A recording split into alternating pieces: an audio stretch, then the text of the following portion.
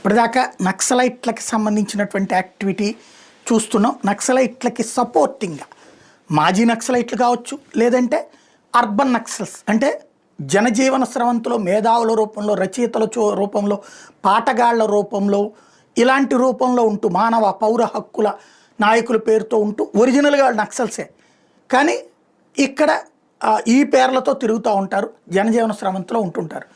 వీళ్ళే కేసులు వేసి రక్షించడం. ఏ రాజ్యాంగాన్ని అయితే నక్సలైట్లు వ్యతిరేకిస్తారో ఆ రాజ్యాంగబద్ధమైన సంస్థల ద్వారా రక్షణ మాత్రం తమ నక్సలైట్లకు కావాలని కోరుకుంటారు, తమ నక్సలైట్ల జోలికి పోవద్దని కోరుకుంటారు.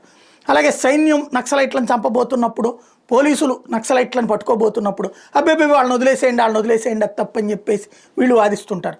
అట్లాంటి వాళ్ళ మీదన కూడా కేసులు పెట్టేటటువంటి కోణంలో ఒక కొత్త చట్టం రెడీ అవుతుందట. మహారాష్ట్రలో అర్బన్ నక్సలిజం మీద ఒక సెక్యూరిటీ